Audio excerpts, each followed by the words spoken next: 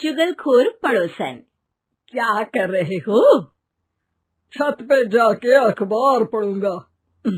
बस यही करो। तुम्हें पता भी है कि बहू क्या गुल खिला रही है?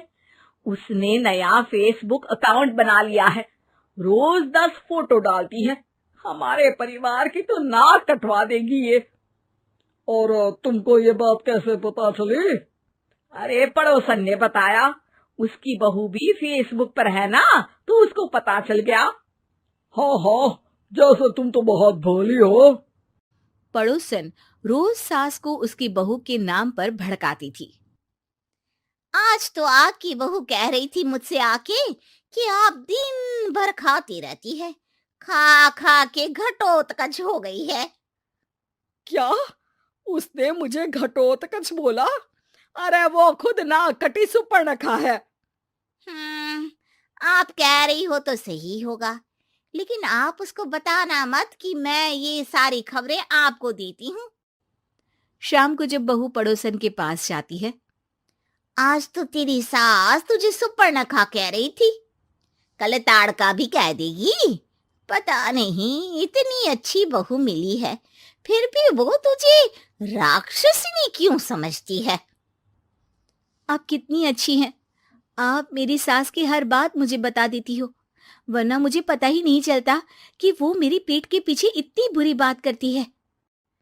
चालाक पड़ोसन रोज ही दोनों सास बहू के सामने उन दोनों की ही बुराई करती और चुगली करके बातें बता देती, ताकि दोनों में हमेशा लड़ाई होती रहे। आपने तो बस छत पे बैठ के अखबार पढ़ना है और चाय के घूंट पीना है। बहू की वजह से मुझे तो जहर के घूंट पीने पड़ रहे हैं। कल वो मुझे मोटी घटोत्कच बोल रही थी। तो तुम भी तो उसको नाक कटी सुपर्णखा बोल देती ना। हाँ हाँ, वही बोल दिया मैंने उसे। आप मुझे कितना समझते हो। बहुत अच्छे से। अब मुझे वो ये बात पड़ोसन ने बताई ना, वही तो है आपकी शुभ चिंतक। पर मैं इस बहू को ना सबक सिखा के ही रहूंगी। जरूर सिखाना चाहिए, पर आज तुम मेरे साथ शाम को छत पे बैठना, एक तरकीब बताऊंगा। बिल्कुल बिल्कुल, कितना ध्यान रखते हो जी आप मेरा।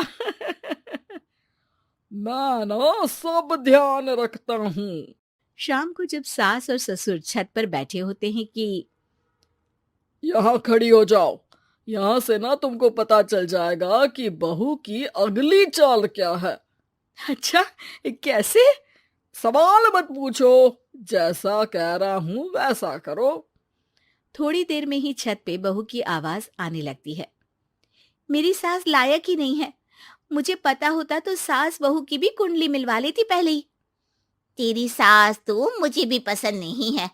मेरे पास जब भी आती है तेरी बुराई करती रहती है।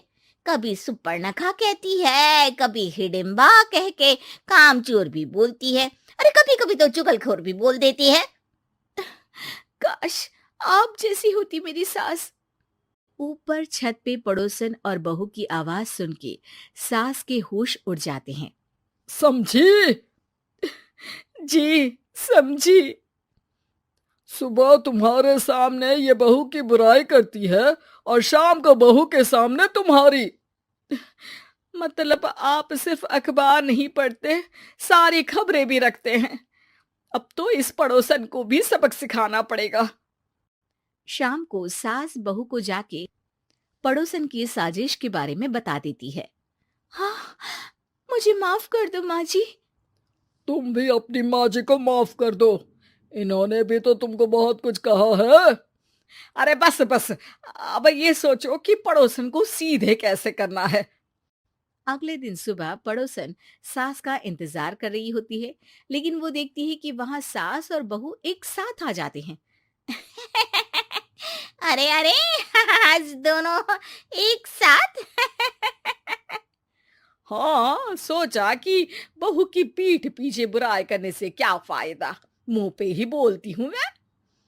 हाँ, मैंने भी सोचा आपको 2 बार मेहनत करनी पड़ती है, एक ही बार में काम खत्म कर लोगी। हैं? वो मैं आप लोगों को कैसे पता चला? क्योंकि ऊपर वाला सब देख रहा है।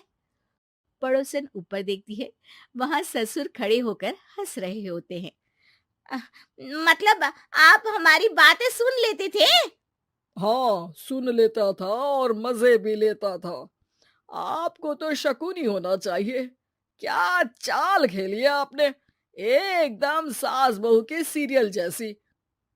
तो बताओ पड़ोसन जी, मेरी बहू ने आपसे अब मेरे बारे में क्या बोला? यही बोला कि सास बहुत अच्छी है, बहुत ध्यान रखती है। अच्छा, और सास ने मेरी क्या बुराई की? नहीं ना की बुराई, हमेशा तारीफ करती है। भगवान सबको ऐसी सास दे। मेरी गलती है जो मैंने आप लोगों में आग लगाने की कोशिश की। पर छत पे लगा हुआ सीसीटीवी यानी कि शर्मा जी सब देख रहे थे। हाँ जी, मुझे माफ कर दीजिए। माफ क्या? आपको तो अब हम साफ ही कर देंगे अपने वालों की लिस्ट से। आज से आपकी और हमारी बात बंद, लेकिन बुराई जारी रहेगी। अब आपकी हरकत के बारे में पूरे मोहल्ले को बताना तो पड़ेगा ना आंटी जी।